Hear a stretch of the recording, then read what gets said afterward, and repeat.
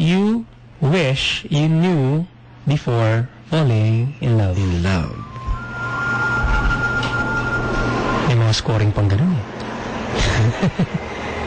Okay, syempre may mga taong nag-enjoy sa pagmamahal, sa relasyon at masaya ang love life.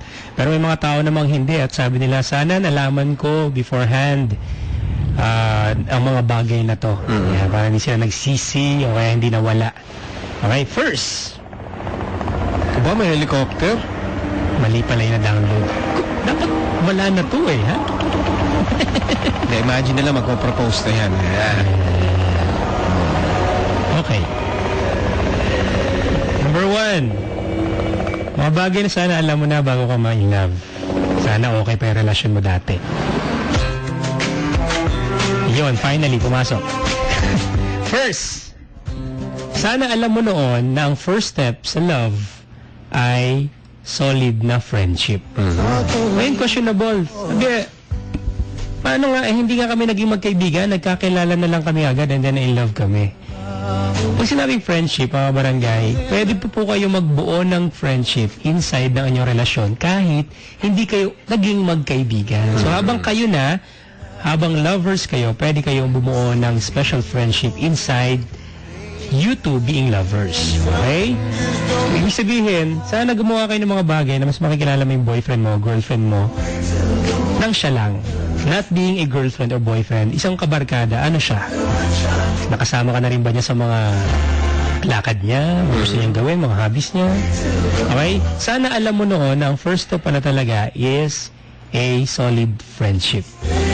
Kaya marami naghihiwalay, nagsawa na sa kilig-kilig. Tapos sabi ng mga caller natin, hindi na po ako kinikilig. Walang friendship na connection sa isa't isa. Lahat romantic, lahat puro mutual lang lagi relasyon. Okay? So friendship is considered the first step to love. So make friends very wisely and very selective. Next, sana nalaman mo noon kung ito ba ay love or infatuation. Yan eh. Maraming Infatuation maraming ganyan yan. Maraming nabubulang, di-deceive. Akala nila love na. Pero hindi pala. Siyempre, infatuation kapag napaka-small course lang nung pagtingin mo sa kanya at mabilis mawala at magalit at ayaw mo nasawa ka na.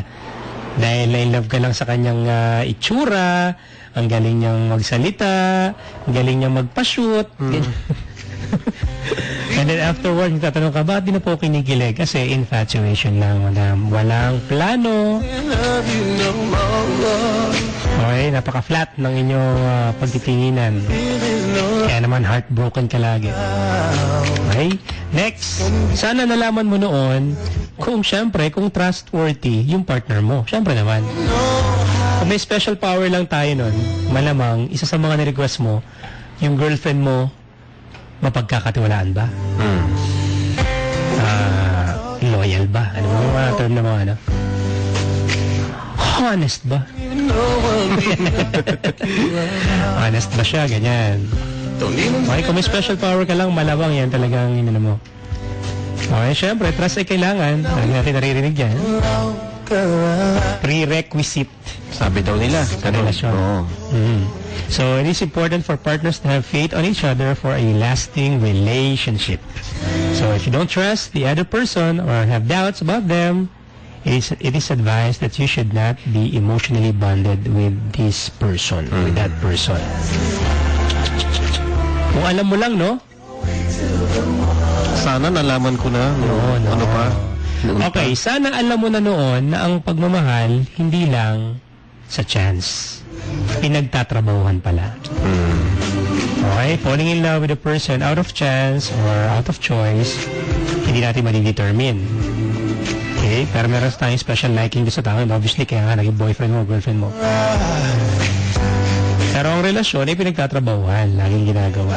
Day by day, second by second, minute hanggang oras. Hindi pa na siya nararamdaman lang. Hindi lang sa base na nakararamdaman. Next, sana nalaman mo noon, hindi sana kayo naghiwalay ngayon, na ang love pala nagdidemand ng care. Maraming nag-I love you, hindi ba nag-care? Naranasan ko yan eh. May love you I love you, no? I love you lang na I love you, pero wala eh. Nasaan ka? Kaya nag-I love you para maano lang yung pakiramdam ng tao yun. Ma-please lang, para pumanatag lang, di ba? Okay, wala yung word na care. Walang C-A-R-E. Nakalimutan niya na ang base ng pagmamahal is humility and caring. So walang care. Ba't di mo ko inaalagaan? Kala ko ba mahal mo ako? Bakit? Parang okay lang ako. Okay, so you are expected to care more dearly and behave more rationally with this person dahil nga nagkikare ka. Kaya minsan, yung mga taong hindi na nakapag-iisip rationally, puro emosyon na lang, nagmamahal ba talaga yan? Eh bakit hindi ka maintindihan? Bakit iniintindi na lang niya yung selos niya? Hindi niya maintindihan na trabaho yung ginagawa mo. Kasama sa care yun. Yung pag-intindi sa partner mo. Okay? So, behave more rationally with your partner. Next, sana alam mo noon na ang love pala nagmamature kasabay ng oras. Hindi pala basta-basta lang. Hindi pala overnight. Okay? Love takes time to sink in, sabi sa akin yung binabasa. So, it's a never-ending process. Parang gano'n. Okay? It will take time to mature. Hindi pwedeng mature na kagad tayo, 1 month pa lang. Perfect ka talaga para sa akin.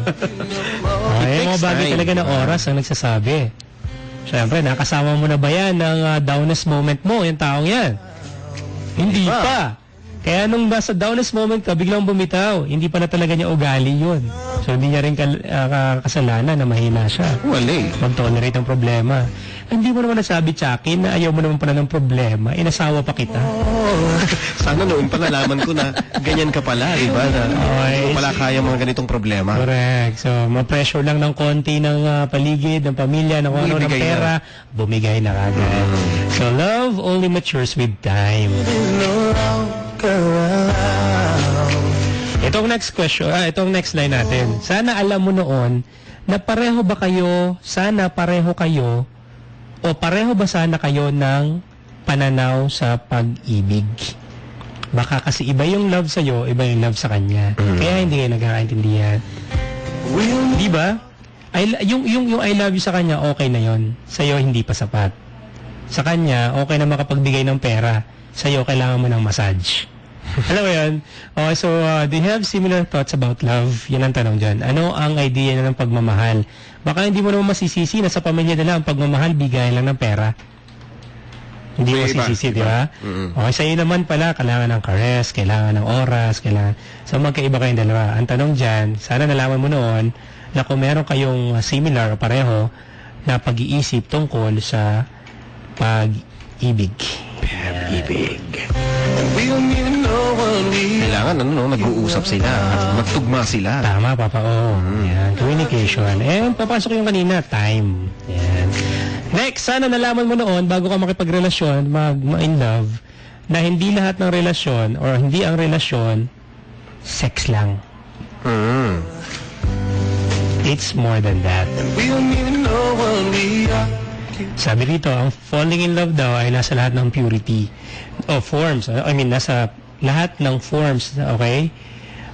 In all forms. Purity in all forms of feelings, emotions, bonding. It isn't about sex alone. So, marami dyan, sexy, magaling sa kama, pare. I love you na. Okay? Maraming gano'n di ba? Ang galing-galing mo, I love you na. And then, nagkaroon ng oras, na pressure ulit, nagka-problema, lumambot na si Manoy, wala nang performance, hindi pala ikaw ang taong minahal ko. Gusto ko si Mang Kanor.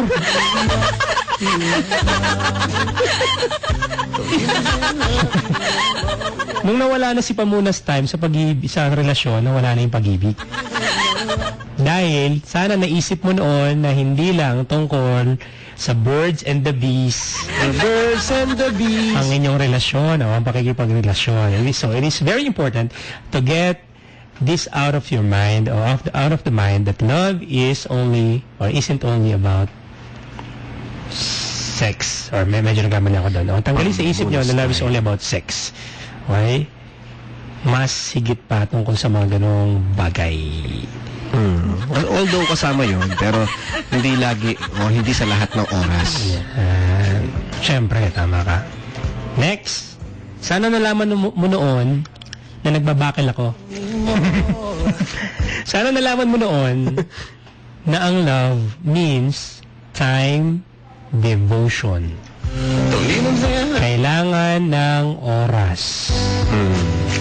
Nag-boyfriend ka pa. Once a month lang palang gusto mo iti-text ka. Okay.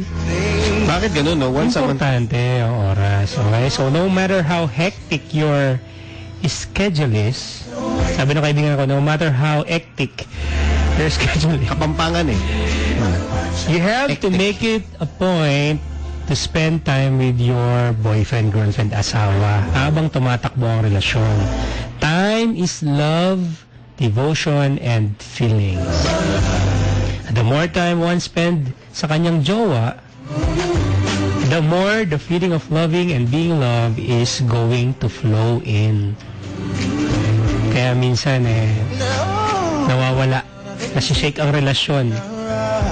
Kasi akala pera lang, akala mapakasalan lang, okay na. Nung busy na, ay, wala na pong spark. Sa una lang. Wala na pong galeg. Last, sana nalaman mo noon, bago ka may love, na ang pain ay laging part ng pagmamahal.